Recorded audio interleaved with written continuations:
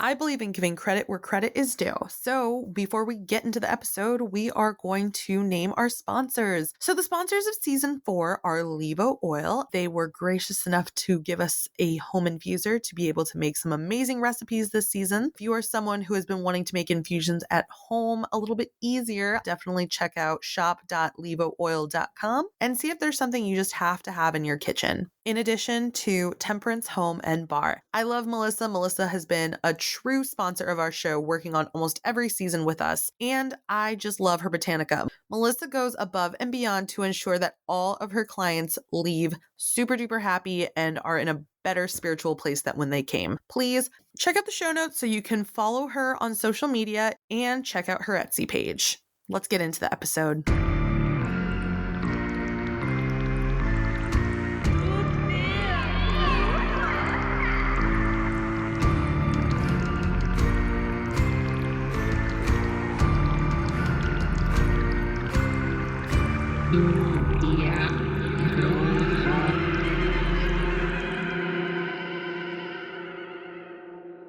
You're listening to another episode of Tu Tia Bruja. I'm Bex Carlos, your host.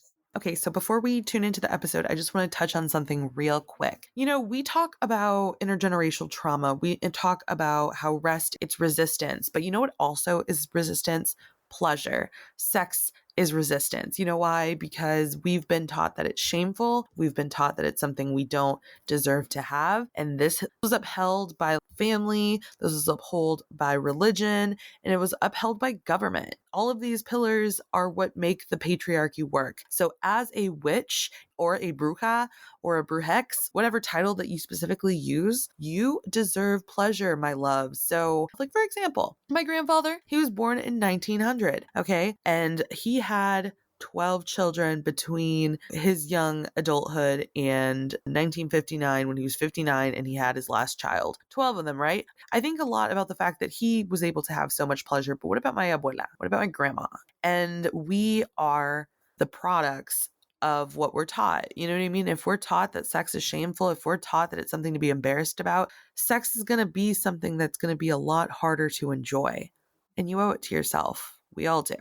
Antuanette Gomez has been such a pleasure to talk to. She gave us so much information. She's the founder of Pleasure Peaks. In addition to all of the knowledge that she bestowed on us, she also gave us a coupon code for 20% off. So if you use the coupon code BRUJA, you will be able to use 20% on your order. So let's find out how we can make it a little bit more fun for you in the bedroom. Let's do this. All right, this season, it's all about cannabis, right? That's what we're doing. And I just think that we have such a perspective of what's going on just here in the US, right? Then there's such a huge world out there and we need to branch out. And we've had listeners in all different parts. So for today, Antuanette Gomez is on the show. And I just am so excited for you to just share everything about yourself and tell us your story. And thank you for being here. So happy to be here. Tu tia bruja, Antuanette, super happy to be here, Peruvian, and talking about cannabis and everything about sexual health, hopefully. I'd love to find out, how did you get into the industry? Yeah, I got into the industry as a holistic nutritionist, learning about natural therapies, natural alternatives to multiple ailments. And I got to be an intern at a chronic pain clinic where I had access to over 5,000 patients, and I was alarmed with the number of people who were telling me that cannabis was so effective for their chronic pain issues. And it was just a common story every single day at that clinic. And since I had so much compassion for these people and still do, it's worth investigating. And that's why I get addicted to the research of finding on how cannabis can really change healthcare as a whole and be a great natural alternative for so many different things. So important to remember that it's a plant of our ancestors. You know what I mean? It's been used in so many different parts. There was such a long time that we went through it being just really hard to access it. So now it's almost like the golden age. You know what I mean? Everything is new, everything is fresh. We're being able to experiment in ways that we couldn't do 10 years ago. You know what I mean? So especially when did it became legal in Canada? Was it last year or the year before?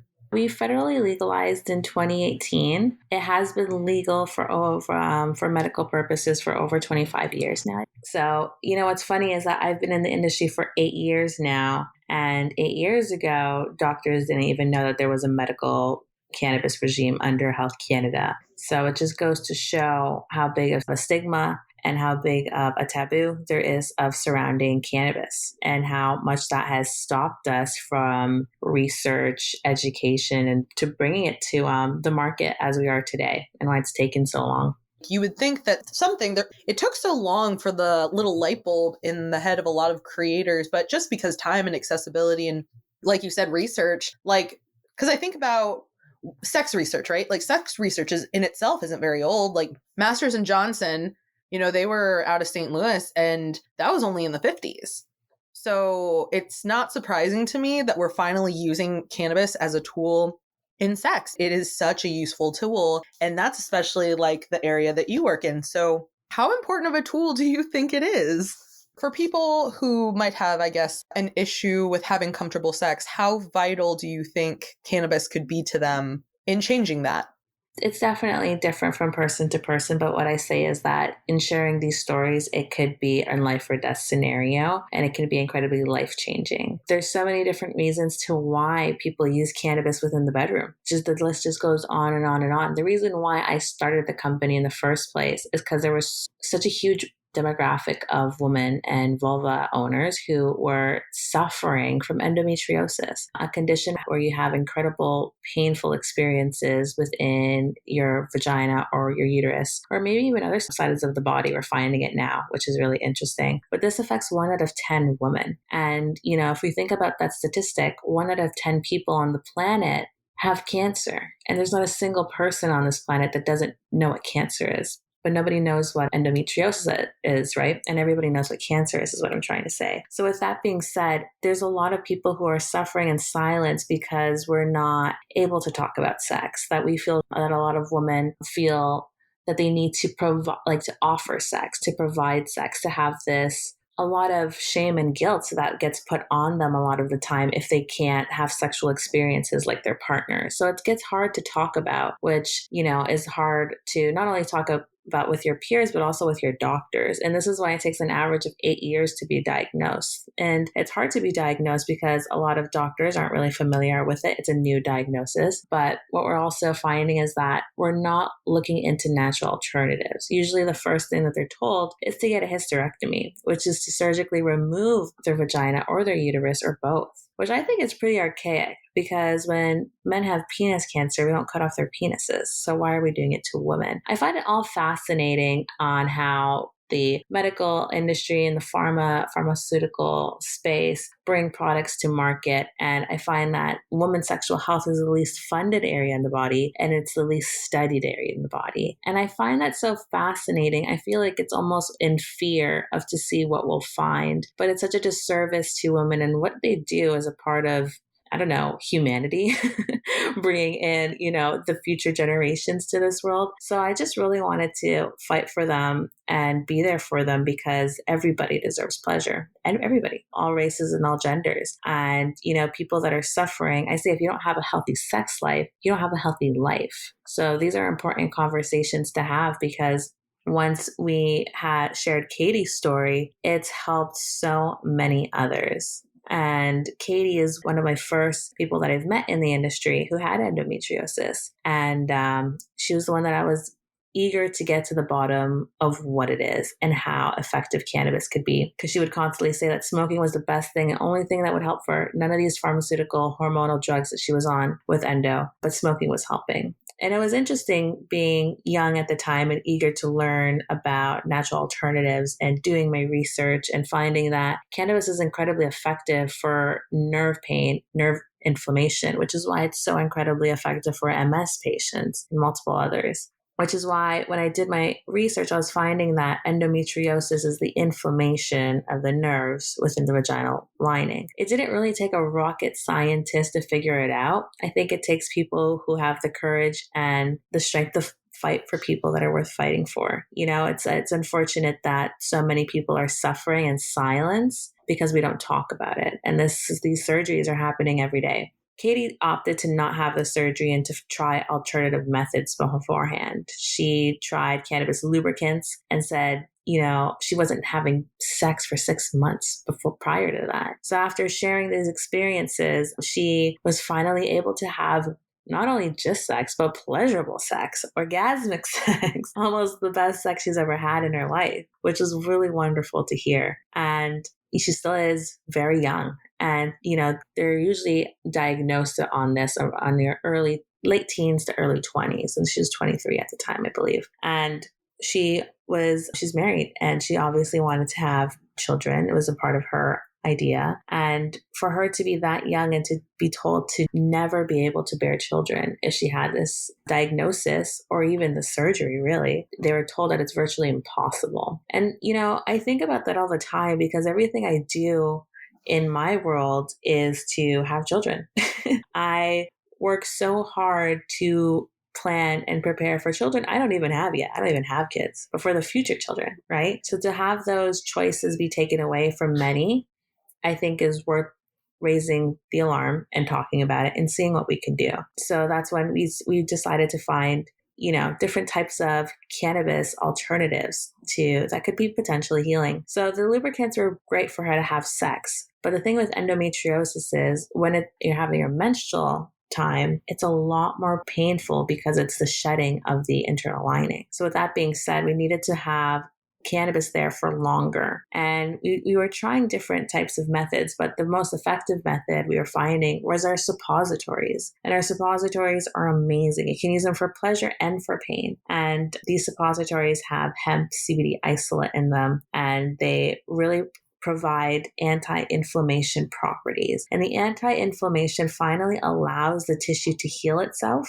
to really enjoy pleasure and to work at its functional purpose without pain. And that needs to be over prolonged use, which is what we're finding now within our early research with endometriosis and cannabis. Please sign up to our Pleasure Labs if you're interested to learn more, or if you do have endo and you would like to access some free products. It's so fascinating, cannabis and sexual health. I can talk about this forever and ever on so many different things, and that's just one, right? So there's sexual performance anxiety, there's assault survivors, there's polycystic syndrome, there's fibroids, and there's the LGBTQ community as well that I'm so excited to do further research in that area as well. But it's been fascinating, and I've been doing this for the past 8 years, and I love it. And it's so exciting to see where we'll be in the next 8 years. I'm really glad that you stated all the different things that you can use cannabis for, because the plant has been demonized for so long. And I think that it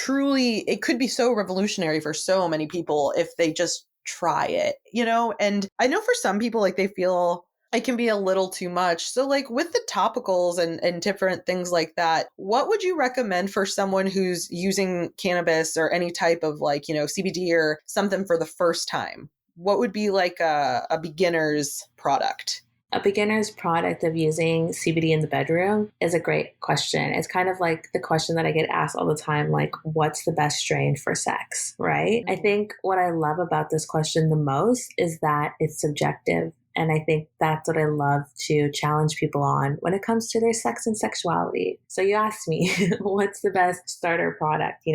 What is that starter person enjoy in the bedroom? I have no idea. That would help me pick a product so much better. And that's what I love to show people is that, hey, now you have 8 different questions because we have 8 different products for you guys, right? So what I love is that we've created all of these products for specific things that happen within the bedroom. And I think a great place to start, and probably just because it's like our cult favorite, is our CBD lubricant and massage oil. I think there's no way you can go wrong with this. It's a cannabis and a cannabinoid infused oil that's not compatible with condoms. So please think about that when you're using it. But this lubricant is really great, and it's the perfect concoction for multi-orgasms, multi-state orgasms. And I say this because of this. Cannabis, what we've found is that it's become a natural Viagra for women, in the sense where it's a vasodilator, the same effects that Viagra has specifically to its natural form. So that's because it opens up the blood vessels, which is why when you get high, your eyes get really red. You are naturally opening up the blood vessels of your body. When used topically with cannabinoids, it only affects the localized area. Isn't that so cool? So if you just put it on your genitals, it will just increase the blood flow of that specific area, nowhere else in your body. It's kind of like if you use it as a massage oil, you'll feel the effects on your shoulders as loosening up, but you're not going to feel high at all, right? When using the cannabis lubricant, for example, it really works because it acts as a natural vasodilator, the same way that Viagra does. So it increases blood flow and that increases sensitivity to touch, right? Really helps with arousal and just for the functioning organ to work at its best potential. Exciting, right? So if you're having low libido, this could potentially help you as well. If you are having pain during intercourse, which 75% of vulva carriers will experience once in their lifetime at least. And many do for multiple reasons, whether that's a vaginismus or dyspareunia or assault survivors. There are multiple reasons why people have painful intercourse, or maybe their partners are just a lot more larger than their counterparts. So there's a lot to think about, but that in cannabinoids can really help ease any discomfort that you're finding, right? Which is wonderful. And if you were having other ailments like endofibroids, it also reduces inflammation. So with all of that being said, there's also the muscle relaxant aspect to this, right? I'm talking about the perfect concoction here. And this is really important for orgasm and squirting specifically. So for that experience to happen, we usually stop orgasms from happening because we tighten up. We end up getting very tense and we constrict our muscles very tightly, right? In order for us to give in to our pleasure, to have those multi-state orgasms, we need to let go and release. And it can help us do that even if we're not willing to, with the cannabinoid lubricant or suppositories. And it's just about getting those cannabinoids to that area that can really have that perfect concoction for those, stories you want to share your friends with, pretty much. I just love that you've found this space to create these products, because if anybody needs to just feel happy and comfortable in their bodies, everyone, of course, but I feel like especially queer people and women, I would say too, because I would say that it takes both groups, a long time to really feel comfortable in their bodies sometimes, because there's a lot more shame. Not to say that like men don't do them, men have their own issues as well. But I would just say that once you finally get to a point where I'm feeling everything that is me, to have these products to take it to another level are really wonderful. With all the speak of cannabis, do you remember the first time you used cannabis? The first time I used it, yeah, I feel like the first times that I used it, my first few times, I didn't really feel any effects. It's pretty common. Your first few times you smoke weed, you're like, oh, I didn't feel anything. And then it's like your fourth and fifth, and you're like, whoa, where am I? Right? So it was probably in high school. The thing is that my relationship with Mary Jane has been very interesting over the years. I find that in high school, I used it and didn't really know what I was using. So I didn't like it, I would say. I said I didn't like getting high because I would just smoke at parties and I would eat everything. Or I would just literally pass out. It'd be like just knock me out, make me super sleepy. I said that I didn't like weed. Later on in life, I consumed pot and I really enjoyed it because it really helped me relax after being just, a high performance person, working, doing yoga, studying, doing everything I could on my plate. It really helped me just wind down, and I really liked it for that. That's when I decided to form a different relationship with Mary Jane and take note into what strains I was using and how it affected my body and my endocannabinoid system. I feel like people don't talk about that enough, where what's interesting about cannabis and humans is that we have an endocannabinoid system, like we have a muscular system and a central nervous system. We have an endocannabinoid system specifically and only for processing cannabinoids, which is really cool. We were literally made for this plant. And what's amazing is that we have cannabinoids on receptors all throughout our body in different organs and even on the skin, which is why we can have those topical effects and those edible effects rather than like other animals that can't, consume cannabis. So with that being said, I learned that everyone's endocannabinoid system is as unique as your fingerprint. So that's when I was noticing, I was like, I really have to do my own due diligence to responsibly use this plant because I like it, right? And I want to be able to consume it to make art or consume it to study or consume it to go for a walk, but know that I'm getting into the right experiences that are pleasurable for me. Because I remember smoking specific genetics that would just give me headaches all the time. And it wasn't until I had a strain journal that really taught me how to know which strains work best for me and have a whole different relationship with Mary Jane. And now I know the different genetics that I like, the different dosages that I like, the different terpene profiles. And it's just because it takes a process to learn it all because there's so much to cannabis and it's so beautiful. So now pretty much all have that information out there readily available too. You know, I love that you just know so much about this plant. Do you consider yourself a witch or a bruja? You know, I don't. I do consider myself like a medicine woman in a way. I think what's really cool is like I'm Peruvian, right? Like we have so many sacred shamans here. We have the second world's largest number of shamans in the world, second to India. You know, ayahuasca, DMT, Kambo, those are all of our sacred medicines. And I like that it's this career choice of mine has really taken me back there and has brought me to other cultures as well. But I'm a very spiritual person. I think one of the most life-changing things that I've found for myself is Ganja yoga. And I think it's because I had an amazing teacher. I wouldn't even call her a witch, but I would call her a medicine woman as well. She was married to a shaman, and every single class that I would take in her Ganja yoga studio, that's right, cannabis yoga every day, it would just be so therapeutic for me. It would be life changing. It was like I literally therapy, having dialogues in my head of multiple dialogues that I needed to have with myself. And I think these plants have so much medicine within them. And it's so nice to get back to your roots. And me being Peruvian, I love that I have my shamanic background and I love tapping into it. I'm so thankful for it. And I think it's all about just paying homage to our ancestors because we've grown so much and there's still so much growth to go. But just with compassion for everything that we've gone through with this planet, I guess. I love the connecting with the roots of the ancestors, right? So I don't know, it can be hard to accept the title, but one, I just prefer bruja myself.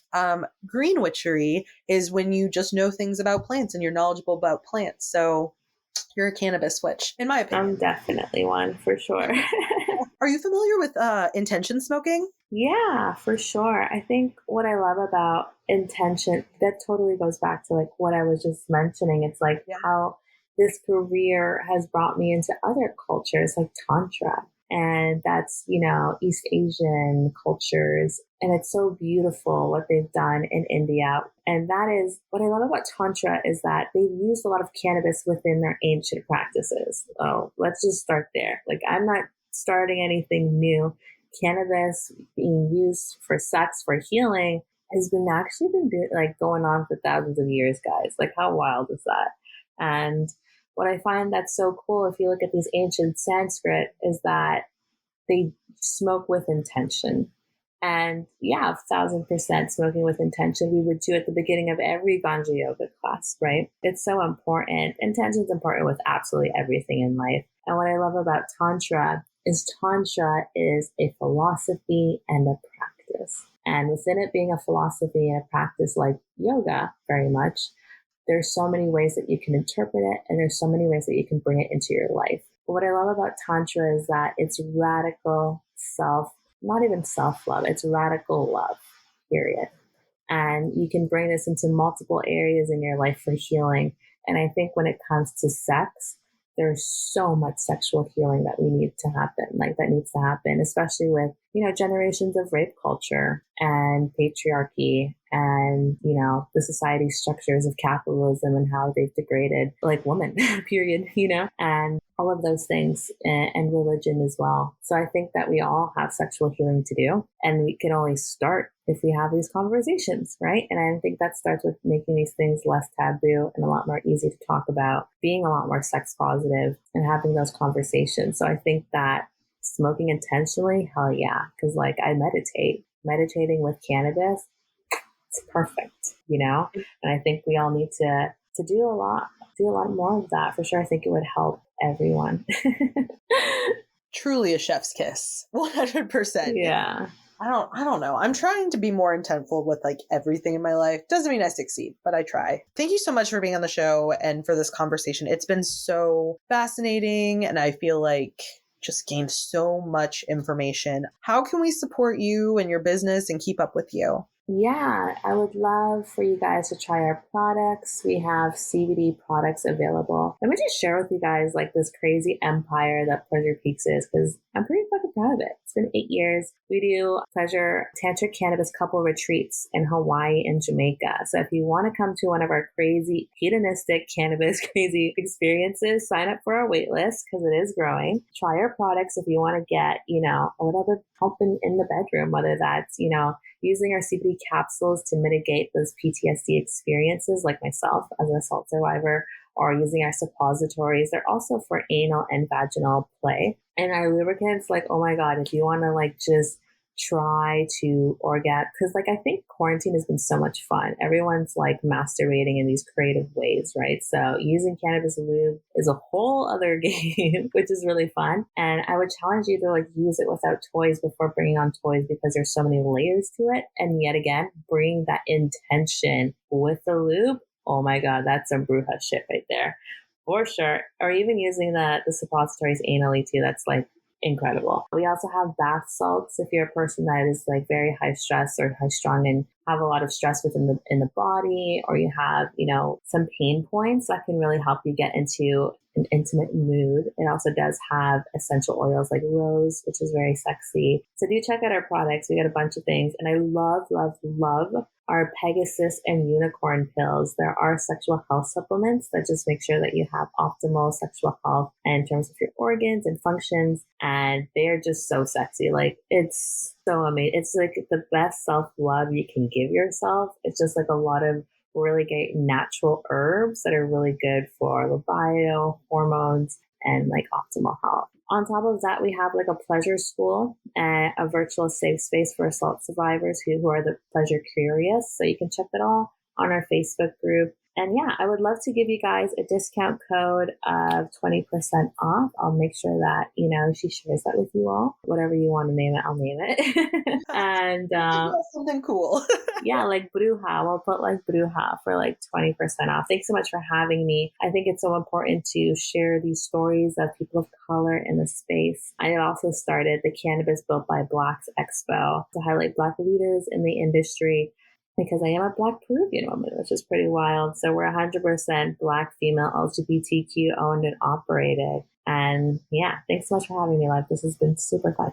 Thank you. Well, I'm going to include all the links in the show notes. Everyone, you have to support, because that's what we do here. We support women of color, Black owned businesses. You know how it is. All right. Thank you again. And bye, everyone.